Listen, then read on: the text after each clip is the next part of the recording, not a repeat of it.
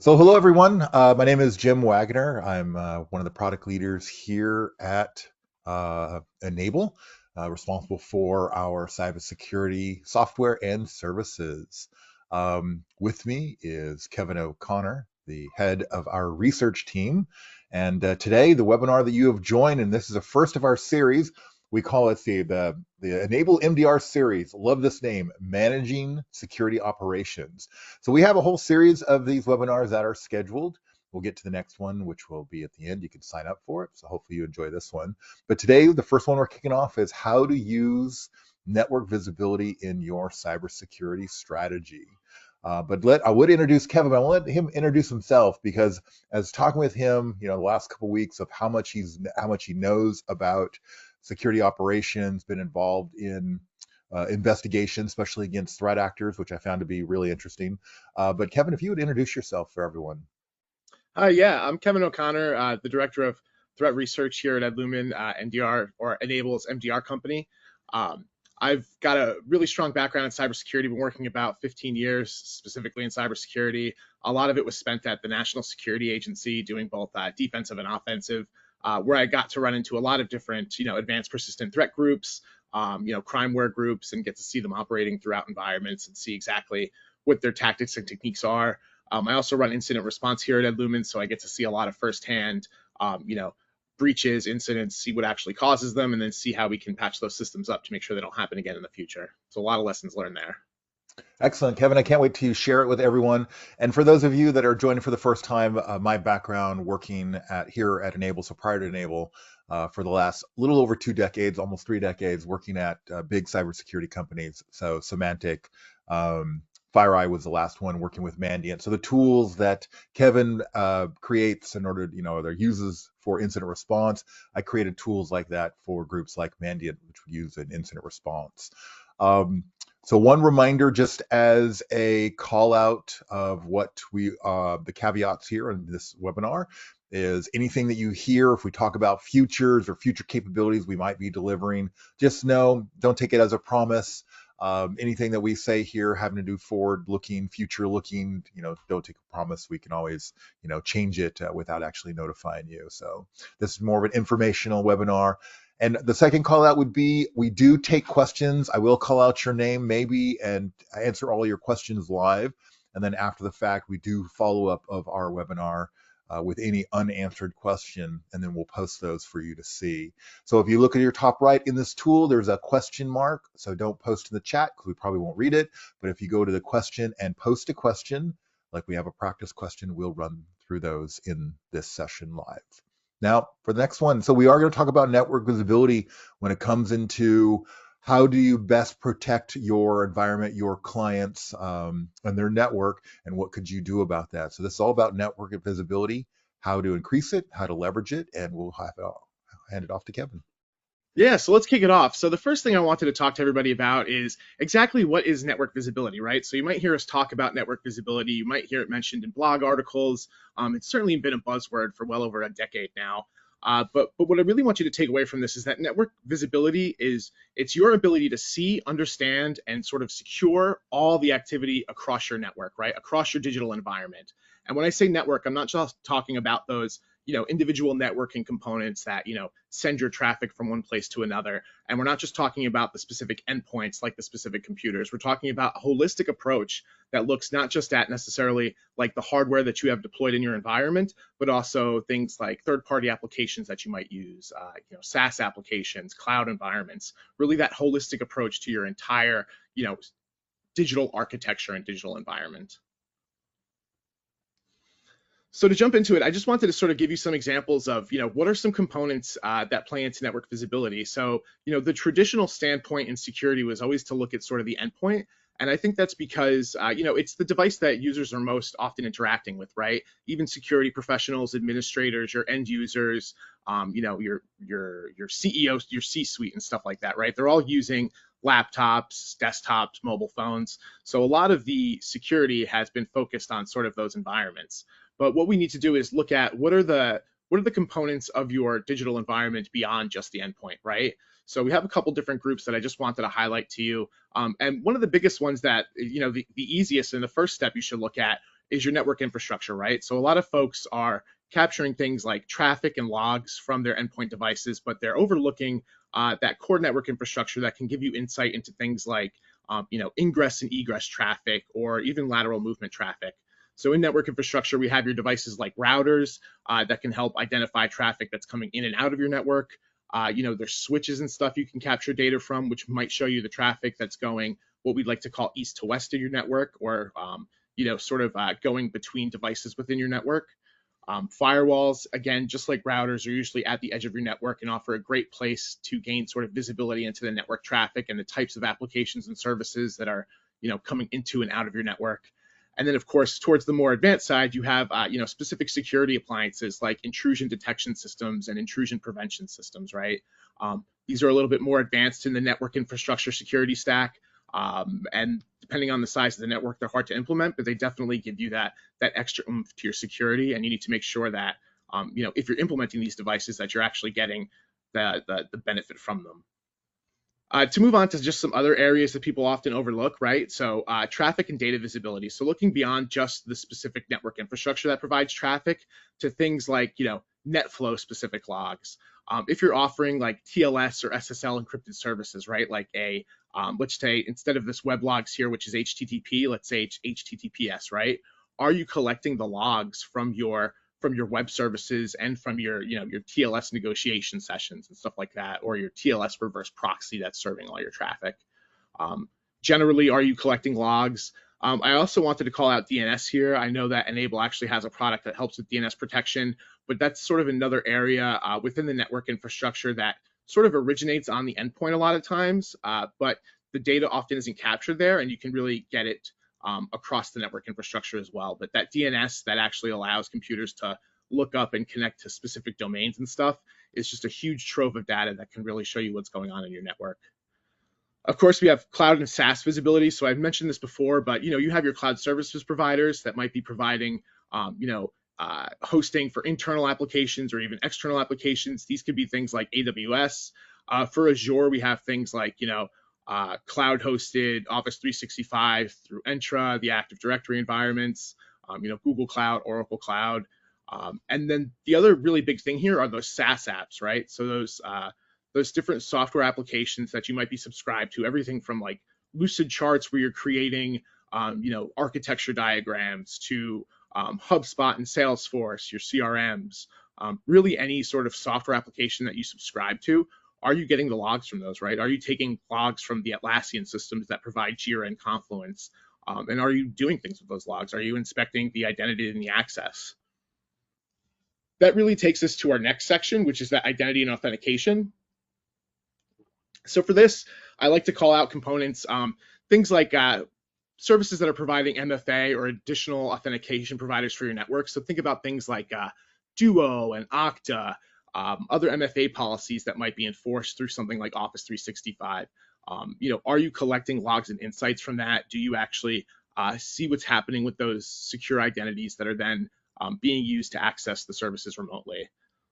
And then, of course, security and threat detection. So we have things like at the very advanced end, we have managed detection and response systems. We have XDR, things like threat intelligence. All of these can play into network visibility and see what's going on in your network beyond just that endpoint, so you can get that total picture. So you can see it's kind of a mess, right? There's tons of different components, and we've only mentioned maybe a tenth of what there might be in your network. It's highly dependent on what your architecture and your configuration is. So you really do need to spend some time to look at what services you're using in your environment, what you're using them for, what you're providing to your customers, so you can figure out exactly what's in place that needs to be secured. Kevin, let me pause you there. Hey, are you suggesting that everyone on this call should use all of these, or have all of these, should be using all of these when it comes to increasing their network visibility? Yes.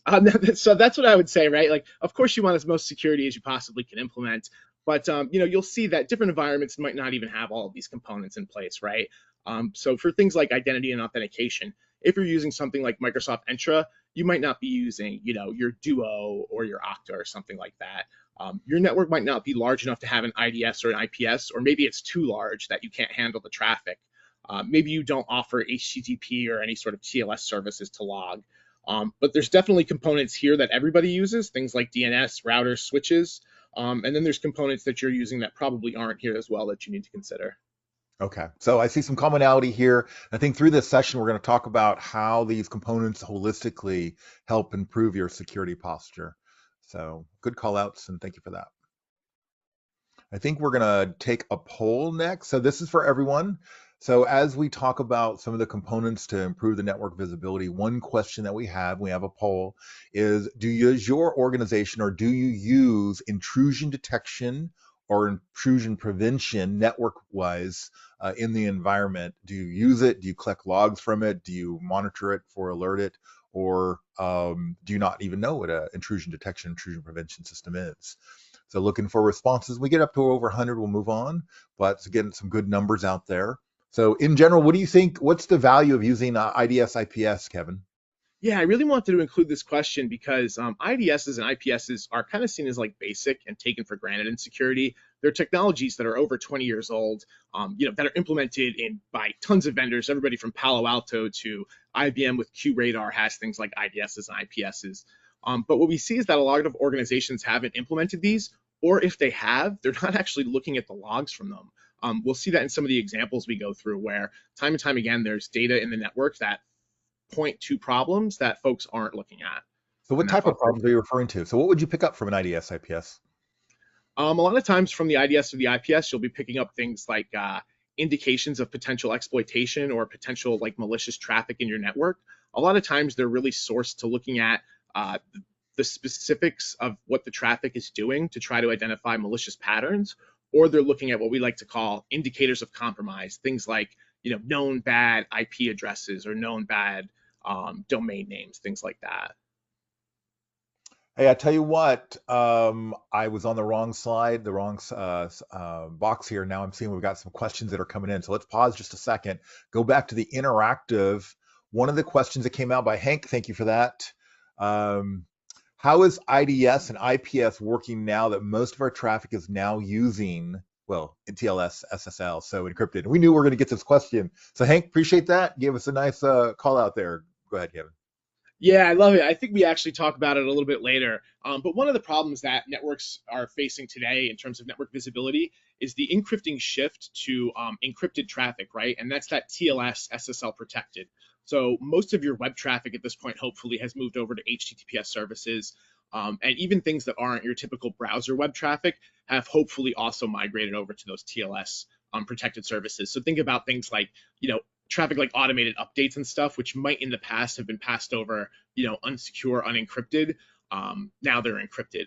And the problem with that is you can't see into it. So you can see what we like to call metadata. So typically you'll be able to see like the basic things like, where it's going, what port it's going to, the size of the traffic, how much traffic there is, but you won't actually be able to see the content of it. So without seeing the content, it's hard to draw conclusions about, is this definitely malicious versus maybe just anomalous? I'd say a debate, especially in large enterprises, about whether or not your environment should be doing things like including TLS intercepting proxies. So you'll see this is really common in the finance industry and some other heavily regulated industries where the enterprise will actually decrypt that TLS traffic using sort of like a middleman server so that they can get that insight. But a lot of times that's kind of defeating the purpose of TLS and end-to-end encrypted traffic. So it's a little bit, you gain a little bit of insight, but you lose, in my opinion, a lot of security.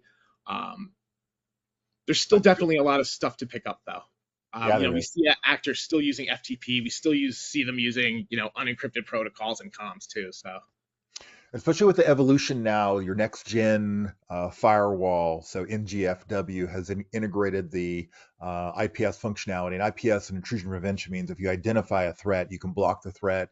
IDS means if you're identifying activity, you can forward the log, not necessarily prevent it. So it's sort of an allow but notify. And it comes into an XDR solution or MDR, they can make better decisions. If you haven't looked into it yet, it's something that we definitely recommend that you do. It'll increase your security posture if you can, if you aren't already a network specialist. Final call out, Kevin, before we go on to the next slide. So we got some good responses that not everyone on the line knew what IDS IPS was. So it's great we gave a little education. But Frank Davis called out, what about IoT in your last slide? And yeah, Frank, we just ran out of IoT. Definitely important, especially getting telemetry from if there are assets that are critical and could be compromised, which we do see some of the compromises there. But yeah, we just ran out of side space on those icons. Like Kevin mentioned, that's about 10% of visibility. So we didn't want to make the icons too small. So Yeah, Kevin, go ahead. IoT is huge, and it's something that I look at even in my home network.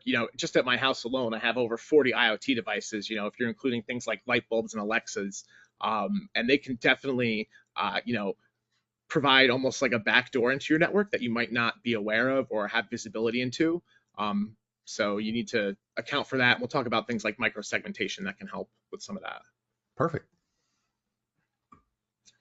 So next, I wanted to just show you some examples of what happens when you have that really endpoint focused, view. So we had talked about how Hold on a the second. Okay, before we get there, I think that it's still true today when I talk to customers about security, those that are, wherever they're on their maturity cycles, we do see a lot of our partners depend upon AV only, endpoint security only, and they believe that if they just had the right or the perfect amount of endpoint security technology, that's all they need to protect their environment and all the visibility they need. So just kind of reinforcing what you're saying here in your example of being burned at the endpoint, of how you're going to illustrate where you need a little bit more.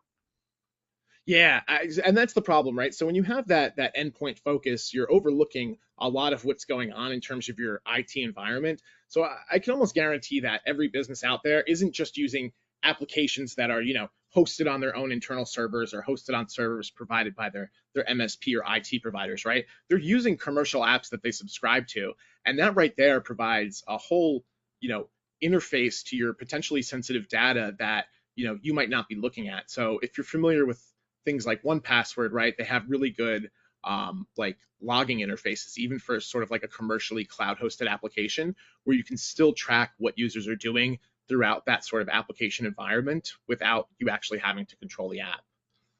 But so what happens here is, when you're too focused on the endpoint, you run into situations like something we found. So in one of the recent cases I was investigating, there was a customer we had that was in the manufacturing or defense industry. They were doing specific industrial manufacturing that downstream led to the Department of Defense and different U.S. military force stuff. But they had really great endpoint security. They had really heavily invested in it. They had like a best-in-class EDR. They had all the logging and monitoring set to pretty much as high as you could go at the endpoint, and all those logs were being collected and shipped back remotely to the cloud, so they were secure and stuff. And because they were manufacturing, they actually had a really big component of not just their traditional IT environment, but also like that operational environment that runs those SCADA and industrial control systems. And even on those really old Windows XP boxes and stuff, they still had up-to-date antivirus software and stuff. So their endpoint security was pretty good. But what happened was eventually something got through, right? There was a compromise that was discovered on one of the hosts, which was actually revealed to us through sort of like an anomalous PowerShell execution that was going. And then when we were looking into the PowerShell execution, it was discovered that somebody on the host had downloaded a binary, an application, they had executed it. It exploited the host. This wasn't caught by the antivirus or anything. And because of that, it pretty much just sat there until eventually it ran a command that was, picked up by one of our anomaly detection algorithms, essentially, or our inspection algorithms into PowerShell.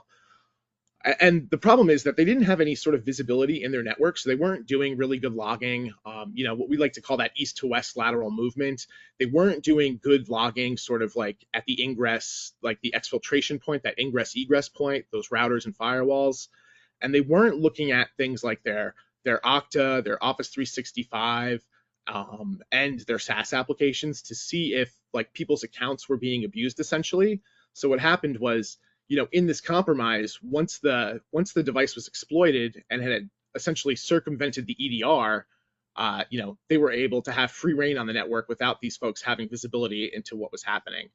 And the problem became during the investigation, we had no insight into what other hosts like this infected host had been talking to, right? Because like the Windows logs weren't reliable because essentially the malware was operating at a level below that.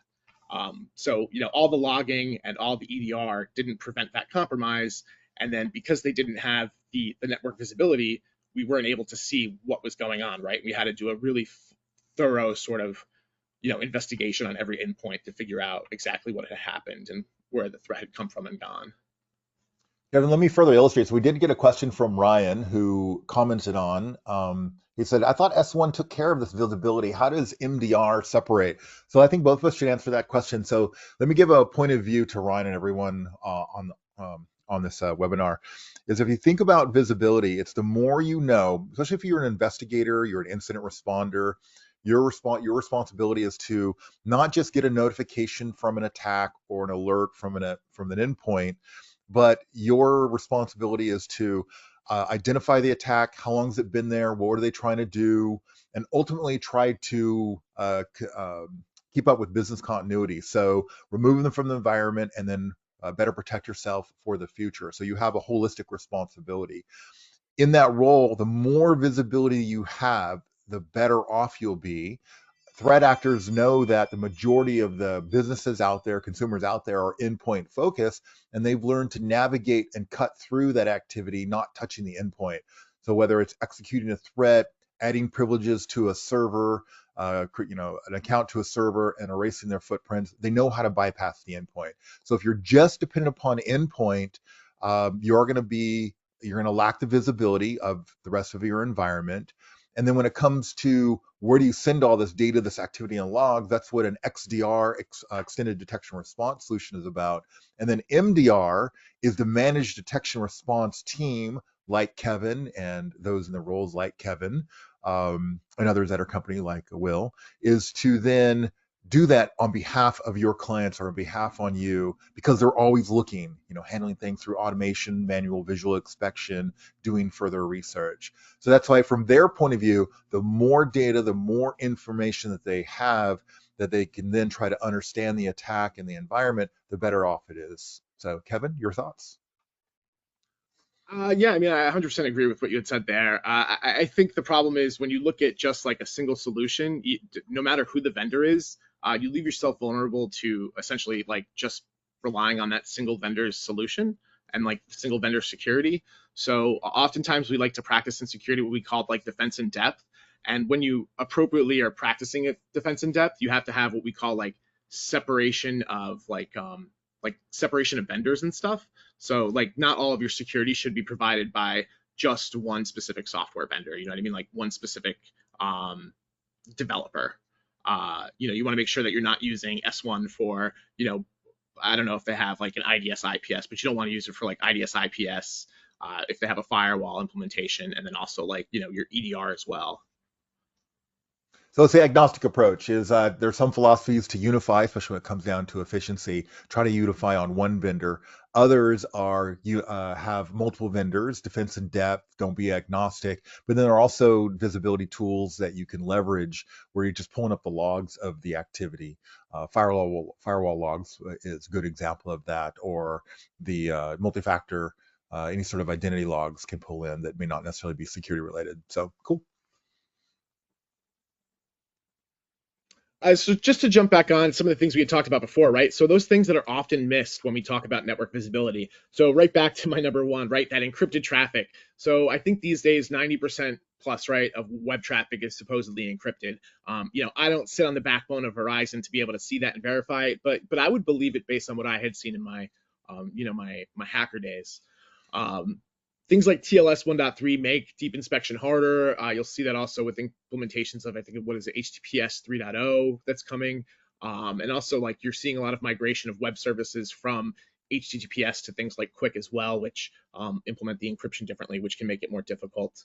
And again, there's that whole debate that goes on about whether it's better to decrypt the traffic using things like TLS inspecting proxies or not. It really comes down to your organization's requirements and what you decide risk-wise. The other big one is that shadow IT and rogue devices. So rogue devices are kind of obvious to understand, right? That's people coming in with, unmanaged devices, things that don't have, device profiles or any sort of security enforced, and connecting them into your network, whether that's over corporate Wi-Fi or guest Wi-Fi that's, improperly routed to, secure services or services that are supposed to be segmented behind a firewall or something. But the really big thing there is that shadow IT. So when we keep talking, you hear me keep hammering back home this problem with like SaaS apps and stuff like that, and making sure that you have visibility into the logging and insights and authentication happening at those SaaS apps, because that's a big place where we're seeing a lot of exploitation. And to sort of call back to what we were just talking about with the S1 stuff, we're seeing a whole family of like malware and exploitation tactics that are what we like to call fileless, which means that they don't even necessarily like put down like traditional files that could be signatured on the endpoint. And I'll actually expand this out to there's a whole family of malware and attacks that aren't even like looking at the endpoint anymore. So you'll see, like, I think it was just last month, there was a new, I'll say, like, attack or method that came out where ransomware attackers were using the built-in functionality of AWS to encrypt the data to keep it secure, right? This is what people will do on their S3 buckets where they upload all that data to AWS and they keep it, encrypted and safe. What the ransomware actors were doing is once they got access to that, that AWS account by leaked credentials or whatever, they were using those built-in AWS services to then encrypt all the data, in the legitimate account using the legitimate encryption functionality. And then they essentially had the decryption keys and, took them for themselves and wouldn't give them back. So again, like that's an attack that goes against you that doesn't even touch the endpoint. There's no opportunity for S1 to catch it. And it could be just as disastrous for the organization. So, Kev, we got a lot of questions coming in, but I wanted to ask you. So, based on this one, we have a few questions on east-west traffic or lateral movement. I'm going to ask you a question. So, as an incident responder, as someone who's responsible for going into an environment and really understanding if a threat actor is there or attacker is there, if the company has been breached, if you want to determine east-west traffic, if lateral movement has happened, what are the tools that you would hope were deployed or leveraged in an environment that you get that visibility? What would be your ideal? Yeah, well, the ideal would be like logging happening at the layer 2 level, right? So across all the Which means switches. what?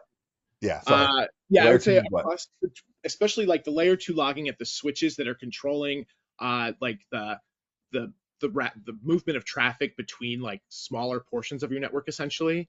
And it'll help you see like devices reaching out from maybe like, let's say, a user subnet to a application subnet or like an administrative subnet or something like that.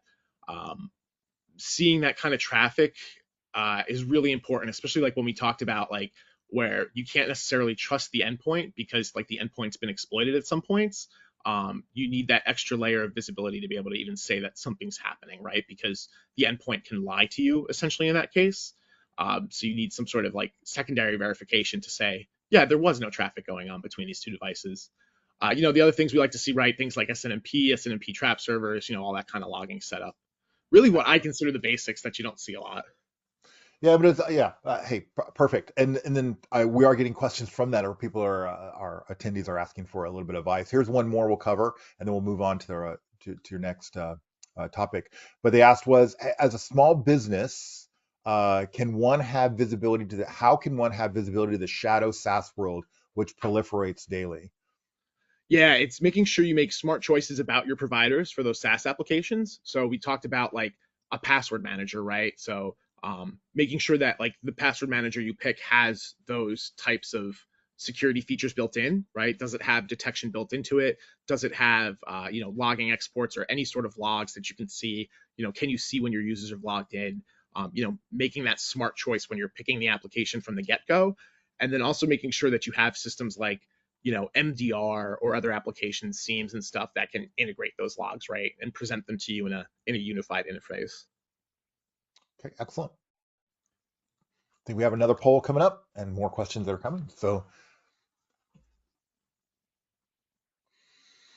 which technology have you implemented here? So looking for everyone to respond. So we put some 4 pre-selections here. Have you implemented endpoint security, network security, vulnerability scanning, threat intelligence, excuse me. And the other, put it into the chat of other, so of other technology that you have implemented. And if you don't have access to the chat, did we mean questions or did you mean the chat? Let's see.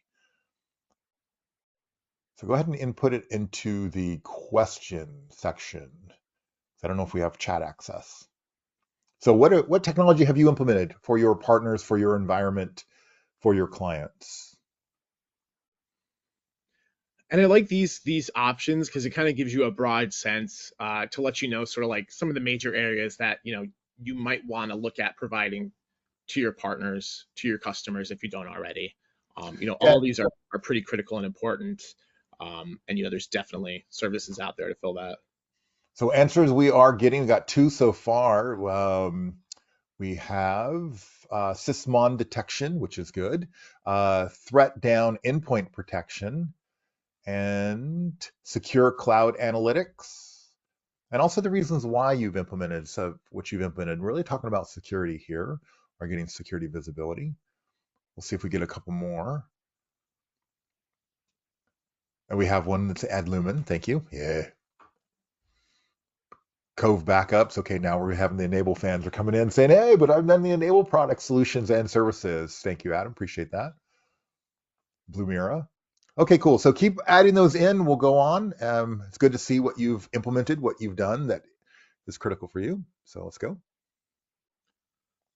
So why is all this important, right? I just gave you an example of why looking at the endpoint can lead to disaster. But what I want to do now is give you some examples of, some recent attacks and things like that that have happened across the space where network visibility has caused disaster. Because something I really want everybody to take away today is that one of the biggest risks of having poor network visibility is not knowing when you're compromised. And that's what we're going to see here in these two cases is there was compromise, but they didn't know. They didn't have the insight or the ability to say, hey, something is up here, something's wrong. There's terabytes of traffic or gigabytes of traffic, destined out of our network to a server in Belarus, right? And the first one is this recent one, which was the espionage on U.S. telecommunications networks that came out. So telecommunications providers, including AT&T, Verizon, and T-Mobile, and this is important because those three really together make up a huge portion of the U.S. backbone for like commercial, commercial traffic, for commercial internet traffic, essentially. So like you can think of like Verizon, not just as a cell phone provider, but they actually provide like, the fiber optic connections between, the huge data centers across the US and stuff like that. And what actually happened is Chinese state-sponsored hackers, in this case it was Salt Typhoon, which again is associated with the Chinese MSS, Ministry of State Security, focusing on cyber espionage and counterintelligence. They essentially went out and were able to hack all of these different telecommunications providers. They used a bunch of different methods, mostly exploiting vulnerabilities that were, that had patches issued but hadn't been updated in the networks yet. And once they were in those networks, the hackers were able to move laterally. They were able to remain undetected for something like 18 months. The group has been active since at least 2019, so I'm sure these operations have been going on against them for at least that long. Wait. Hold on. Sorry. You said 18 months. 18 months, Oh, it looks like. So during the investigation, they found that the first signs of this intrusion had gone back 18 months from the discovery, which was, I want to say, I think initially in 2023, but publicized in 2024. okay. And that's in a So U.S. And these are in large enterprise telecommunication systems that should be looking for these things because they are large targets, right? So I think the key takeaway there that when you're being compromised, if you're looking for an alert to let you know that you've been compromised, chances are there's a probability there that it wasn't a one-off alert and that was the first time that they were in there. They could have been in there for quite a bit. So this is pretty routine, especially in the larger organizations, but we're also starting to see into the smaller organizations, the compromise may have occurred a while ago. They erase their footprint so you don't see them, and then may enter in months, if not years later, because they've got access. And so they pull up their database of who they've hacked and how long they've been there. And that's when they'll do an entry point because that's just what it is. Yeah, and a big thing here was that when they actually infiltrated these systems, there wasn't the visibility for that lateral movement for them to actually see the attackers moving into things like, these providers have court authorized wiretapping systems that these, Chinese intelligence agencies were essentially accessing. So imagine like, the FBI has a wiretap on, whoever. The Chinese government was essentially hacking Verizon to then get access to that wiretap data as well. So you can imagine how large the spying operation went, the amount of data that had to be exfilled. And the real issue was not the real issue, but one of the problems was, like we mentioned, the data was encrypted, so they couldn't necessarily see the content of it. but there was also no anomaly detection going on, right? So they couldn't see, hey, data's going to places where it doesn't normally go or shouldn't go, or there's an abnormal amount of data going. Like none of that was in place across, I think there were 9 different telecommunications firms that were part of this exploitation campaign. So, and another example where the attackers were able to move laterally undetected is that Colonial Pipeline ransomware, right? So I like this one because everybody's heard of it. Everybody knows about the impact because there was rising gas prices, there were gas availability issues on the East Coast because of it. But this is when that DarkSide ransomware group hacked the Colonial Pipeline, company that provides natural gas and stuff like that. They have a huge pipeline from the Gulf all the way up to the East Coast to distribute, oil and gas. And the attackers were able to get into the network, like the traditional IT network. And the problem was they didn't actually initially, or I don't even know if they ever figured out if they infected the operations network, which actually ran the systems. But because there was no segmentation between the IT and the operational networks, they actually had to shut everything down because they didn't know what was compromised, right? They didn't have any sort of detection of the encrypted data that was exfiltrated. And again, this was a ransomware operation, so they did take a bunch of data and hold it for hostage. And there was no detection on the encrypted exfiltration once again, right? There was nothing looking at whether or not data should be going to an endpoint that, it's not.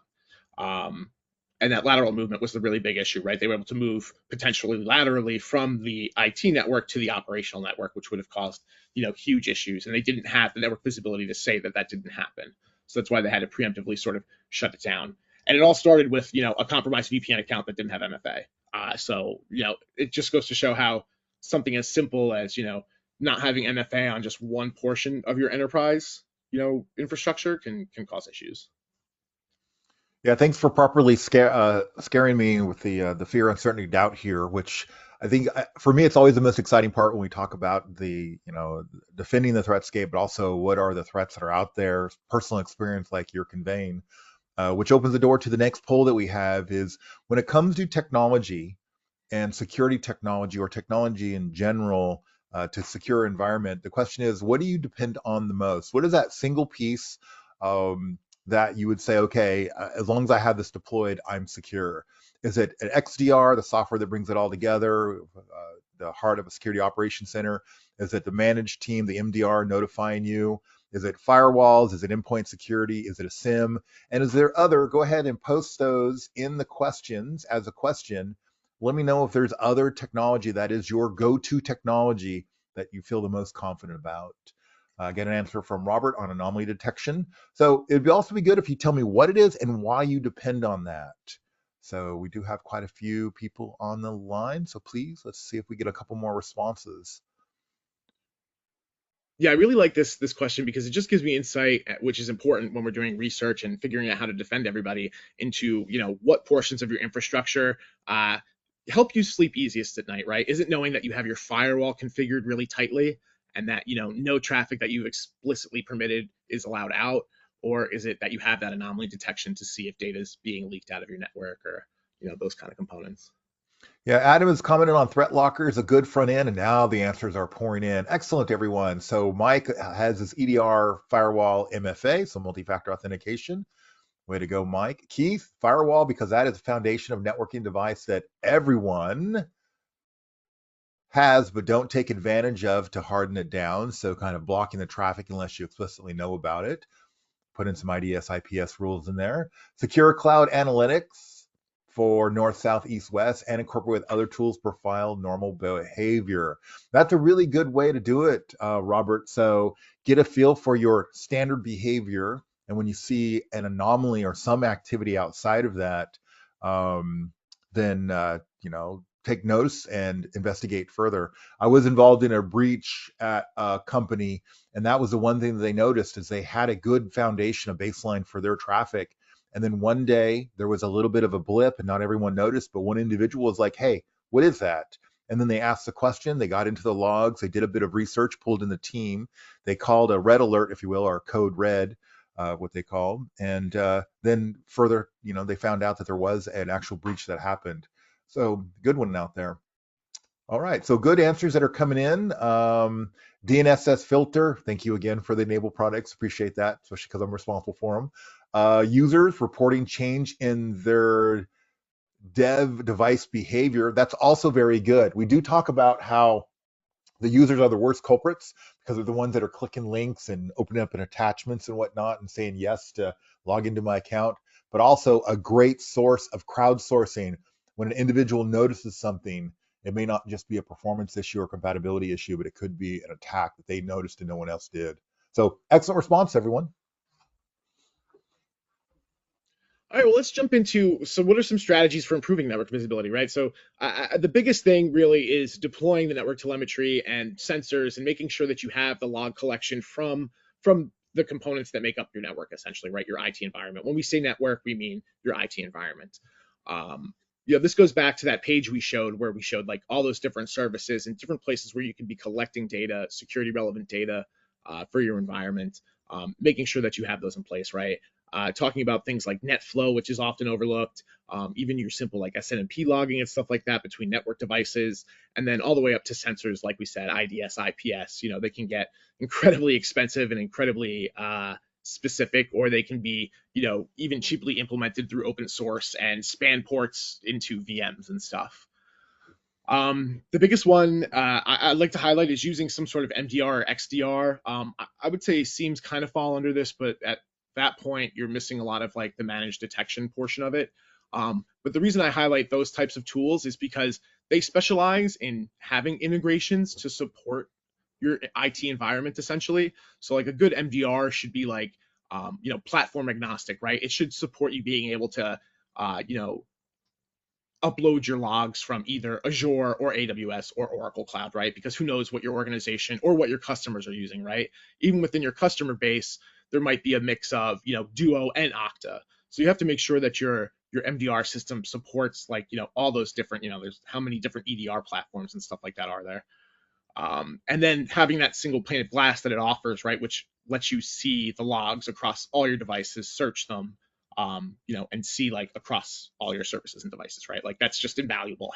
Not having that means you have to go to 30 different places, right? Which is just not achievable, especially when you're managing at scale. The other big one is leveraging threat intelligence. We also throw in AI and machine learning with this. Machine learning, I also include that anomaly detection as part of that.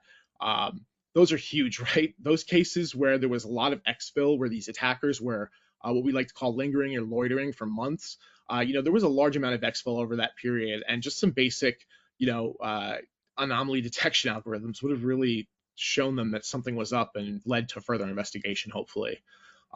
Threat intelligence is good because, especially when you're dealing with like e-crime actors, a lot of times their infrastructure, IP addresses and domains and stuff like that associated with their campaigns and attacks do get exposed because they have such a wide commercial breach that they're going after, a wide commercial range they go after, that when you have threat intelligence systems, you have the opportunity to, potentially detect on those types of IOCs and stuff like that being present in your environment, letting you know something's up. Micro-segmentation, this is also just really called segmentation in your network, right? Making sure that you separate out your administration networks from your user networks, from your services traffic networks. We talked about with the Colonial Pipeline, right? Making sure your traditional IT systems are segmented from your operational systems, right? In the case of anything like a SCADA or, ICS, industrial control system type thing. And then again, integrating that cloud, because especially the way cloud can be used, it's essentially an entire separate network that is like joined with yours, right? At least that's the way it can be used, right? AWS can provide a whole different networking space, VPCs, and all the different things like, endpoints or API gateways that can come with it. And if you don't have insight into what's going on in your cloud environment and you have one, then you're essentially missing like half of what's going on, right? So you really need to make sure that you're looking at that in addition to your network and your endpoints. It's really like that third really important portion, I would say. And then, of course, the SaaS applications, right, that I keep driving home.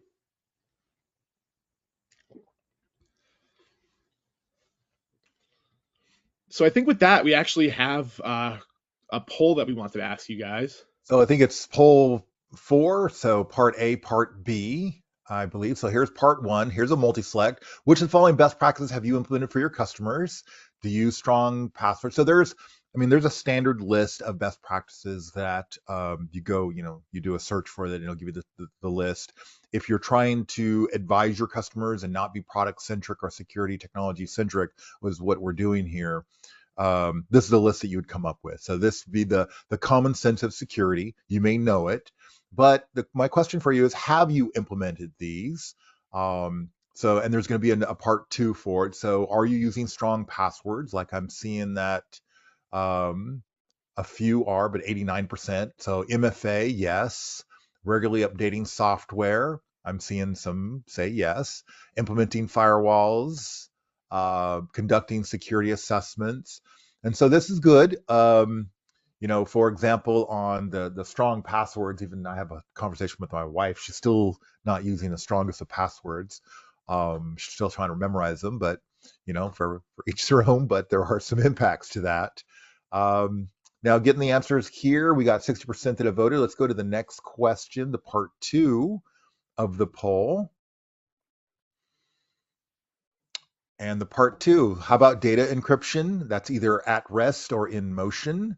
So point-to-point encryption, data transfer from cloud to your endpoint, on your endpoint file folder.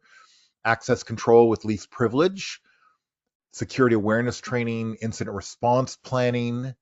Not only just doing investigations, but if something happens, have you gone through actual practice sessions like we do tabletops here at Enable with Ed Lumen, and then network monitoring for suspicious activity.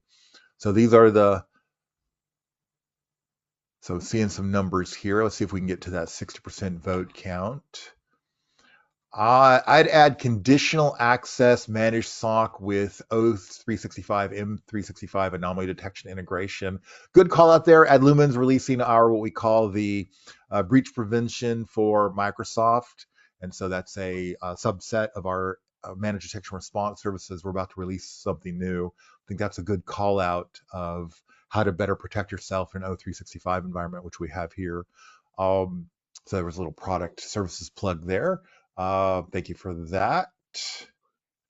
Geolocation, O365 geolocation. All some good ads there. We'll make sure to share these around as we post our questions. We're getting to about 54% and got some good responses.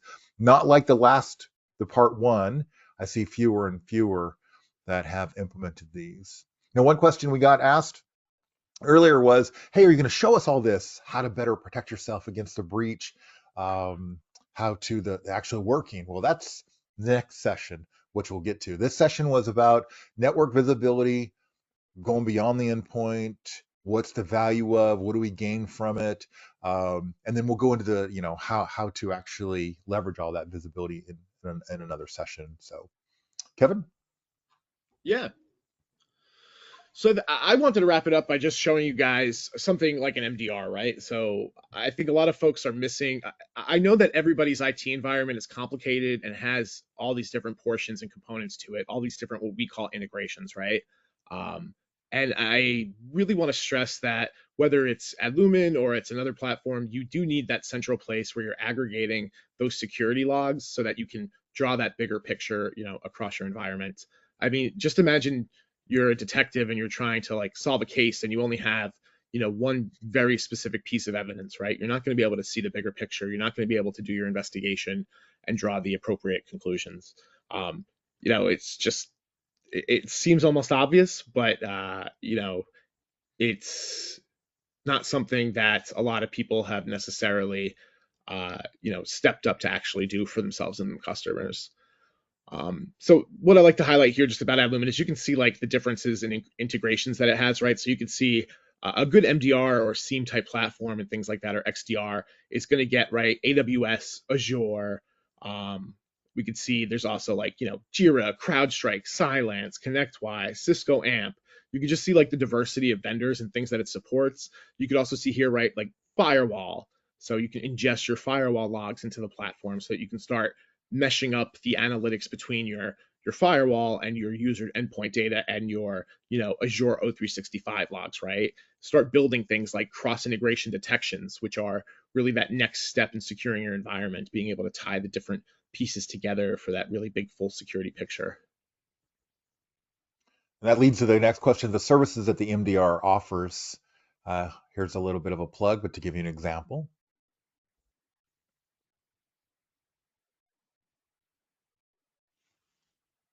Kevin, you want me to? Yeah, no, these are just some of the so MDR services, right? The big important thing for at Lumen is that we're multi-tenant management, so that we're we have the ability for your organization to manage multiple customers within it, right?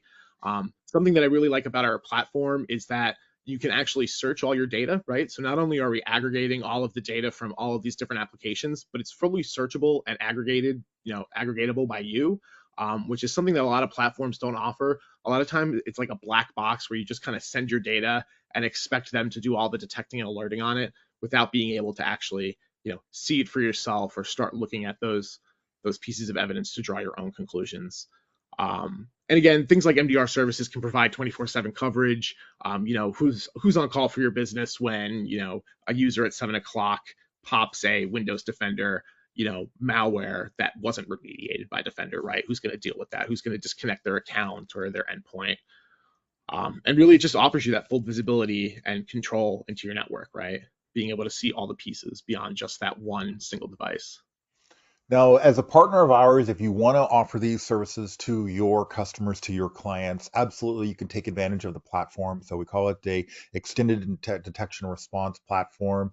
It gives you all the capabilities we have at hand. You can offer that for your clients.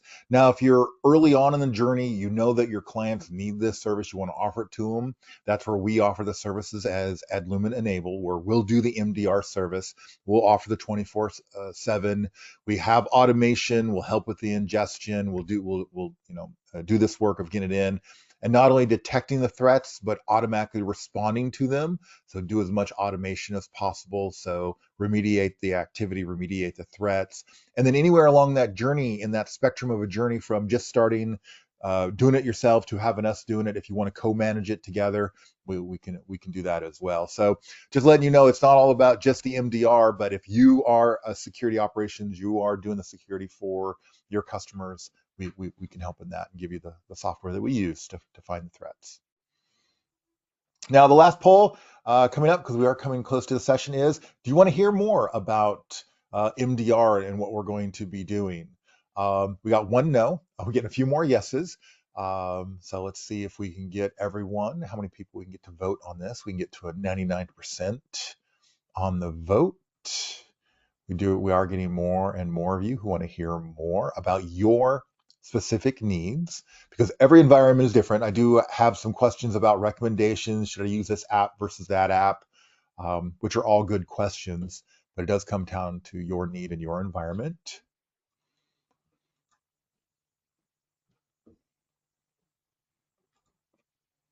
Yeah, MDRs are really becoming a basic component of security these days, right?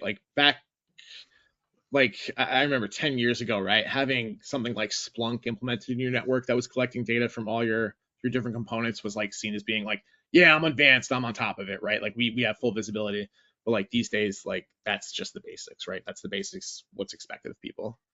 And if you have a breach and you have customers and you have to explain yourself, it's going to be difficult if you're not set up. Yeah, that journey is beyond the being alert driven, response driven, that level one, if you will, but more into the security operations for your customers. So we are seeing a huge adoption from our MSPs that are moving into security and needing to have those services for their customers. Okay, good response amount. Let's go on to the final slides as we close out. We do have the Q&A that we've already done, so let's go on. We did that all along. What's our next slide? So let's do a call out here. So our next webinar. So this one was about visibility, and like I mentioned, this is a series that we'll be doing. So it'll be myself and Kevin, or Will join from our MDR team, or the three of us. But the next one, so use the QRC, but that'll be Thursday, March 27th. So about a month from now, another hour-long session. Cyber threats are evolving. Your security strategy should too. So here's where we're going to show you the risk, and we're going to show you how to stop the breach. We're going to show you the value of it, really give you that demonstration of what's going on so you can get in depth into the console. So hopefully you can attend. And then with our final slide, we want to talk about Empower. All of us are prepping for Empower in Berlin. Hopefully you can join. Here's another QR code. You can sign up. Kevin's going to be there on stage. I'll be joining him. We'll be live talking about the threatscape. What are we seeing? We're going to scare you a little bit more. Also, hopefully introduce some of that real hands-on investigations that Kevin was doing, but I really the love that. insight. Yeah, What's I that? love that Empower's in Berlin. It's a real hacker city, so it's the perfect place to have Empower, I think. It's a That's great sort of it's a great environment for it. We'll make sure everyone turns off their phones, and we'll put up some, those fake Wi-Fi for people to log into, see if we can breach them and leave USBs around. So coming to Empower, you'll hear from all of Enable, and then Lumen teams for all of our solutions that are out there. Really good focus on security, since that's what we're trying to show everyone how much we know. And I think that might be it. Yeah, thank you so much for the session. Emma introduced a link for the event for anyone that wants to sign up. So as a call out, so next session, as we talked about, the Security Operations Center, the questions, if you have any final questions you want us to answer, we will answer them, and then send them after the fact. And then Emma's going to send out a link. If there's something more you want from our webinars, if this doesn't meet your need, you want something different from us, you want different assets, different presentations, if you hate me being the host, give us that feedback. We'll definitely listen to it if we like it, and incorporate that into our future sessions. So thank you for attending our series, the first of our series, which is the Enable MDR series, Mastering Security Operations, which hopefully by the end of our series, you'll be able to master it or look to us and we can do that for you. So thank you all.